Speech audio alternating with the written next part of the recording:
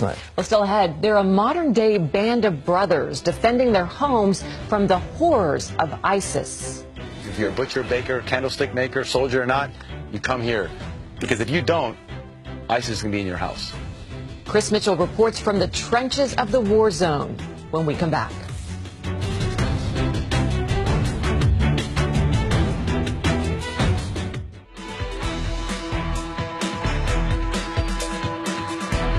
Well, I just got a report from Chris Mitchell. He came here and he showed me stuff, and he's been over there. The battle for Mosul is beginning, or getting ready to begin. Mosul is the second largest city in Iraq, next to Baghdad. And Mosul was essentially a Christian city. And so the U.S. and coalition forces are planning a major push to take it back. But ISIS has held it for 2 years. And although they are diminishing, I think their number of fighters is now down to about 4,000 or 5,000. But as CBN's Chris Mitchell reports from the front lines, losing Mosul would cost the Islamic State in more ways than one. Here's Chris. One of the main forces in the liberation of Mosul will be the Kurdish military known as the Peshmerga. This is a frontline positions of the Kurdish military. It's about 400 to 600 yards away from ISIS positions, close enough to see an ISIS flag on a hilltop nearby. Beyond that is the town of Beshika, a Yazidi village captured by ISIS. Then the plains of Nineveh, and about 18 miles away is the city of Mosul, the prize in the upcoming military campaign. This modern-day band of brothers are Kurdish Peshmerga fighters from Iran. They're one unit of many on a several hundred-mile front. We joined Dave Eubank from the Free Burma Rangers up on the front. See those buildings right down the bottom? Yep. Oh, yeah. You see the road bends to the right? They've come up to the upper bend and assaulted around that corner, which is about 300 yards away. Sitting behind sandbags, we talked with Eubank about the Kurdish military. The Kurds are on the front line. They're on 10-day rotations. That means if you're a butcher, baker, candlestick maker, soldier or not, you come here. Because if you don't, ISIS can be in your house. These front lines are lands written about in the Bible. In this particular spot, we're looking at Nineveh, Beshika, then Nineveh, where Jonah was.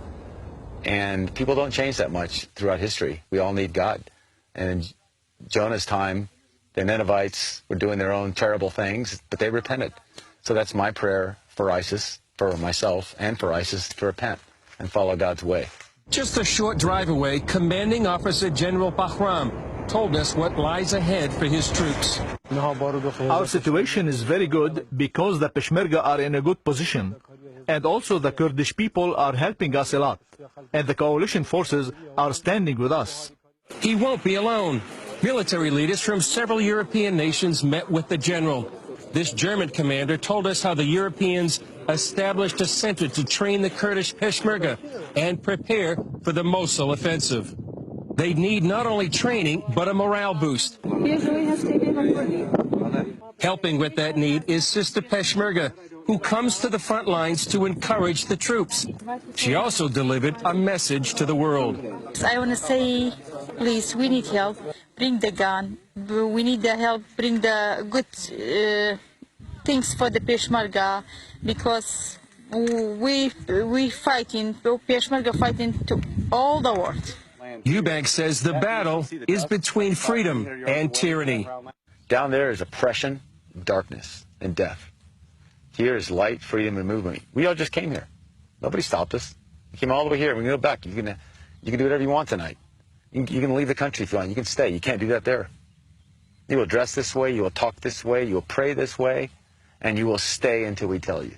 Yet life on the front lines means daily harassment by ISIS with mortar attacks. 2 mortars just hit. One was about 300 yards away. Another was about 500 yards away.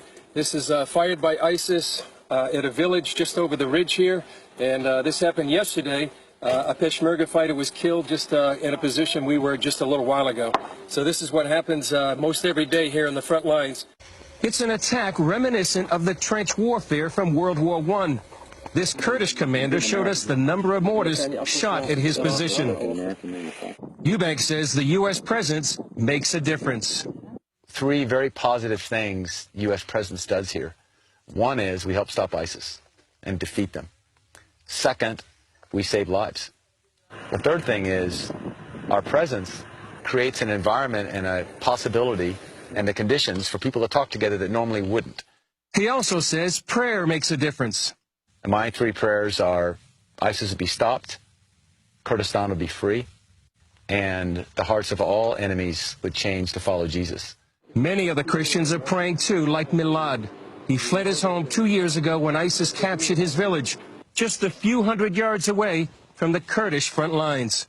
Pray for us and ask Jesus to help us to go back and pray in our chairs.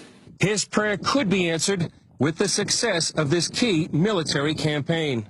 The battle for Mosul will include a number of forces, including these Kurdish fighters from Iran. Some reports say that the offensive will take place sometime in October, but it's been postponed before. Whenever it comes, it represents the next major phase in the war against ISIS. Chris Mitchell, CBN News, on the front lines with the Kurdish Peshmerga. Chris has done some tremendous work. Well, ladies and gentlemen, he's pointed out to me something I think is very important. Number one, the winters are very cold, and they're looking at as many as 1 million refugees in the middle of freezing cold weather. And so if they begin this offensive in October, it'll go into November, December, and it'll be freezing cold, and it'll be a humanitarian disaster. The second thing that he pointed out, something I've known for some time, is the government of Iraq is in the hands of Shias, and Maliki, the former prime minister, and his crew were absolutely corrupt and absolutely partisan, and they did not give their Sunni compatriots anything. And so the Sunnis in the army defected and left the Iraqi army decimated. Okay, now, what we have maintained from the Obama administration is this fiction that the government in Baghdad is the legitimate source of power in Iraq. And so any weapons we send to Iraq to help these people goes into Baghdad. Then they take them and use them themselves, and then they dribble a few things out to the Peshmerga. And Chris said the Peshmerga forces are woefully underarmed. Their armaments are antique. They're not up to modern standards. And if we just would give the stuff directly to the Peshmerga, directly to the Mosul fighters, they could defeat ISIS in a heartbeat. But instead, we're siphoning the money down to Baghdad where it's being dissipated. But anyhow, that's the way it goes. But these are brave people, and they are fighting for their homes, but they're fighting for us. And if Wendy was there, she and I would be up on the front lines. We would be there. I would want to do it, to smell the cordite, listen to the bombs. I would be keeping my head a little lower than Chris did, though. But he's brave. Well, Chris said that there are snipers, and they told him you've got to be careful because the sniper can be looking through a telescope a couple miles away and hit you. And so, you know, he's got to be careful. You know, you think it's the front lines in more ways than one. Absolutely. But they, you know, we've had a screw up. We've got to arm those Peshmerga. We've got to do something to help the Kurds. Okay, Pray for them. All right. Well, up next.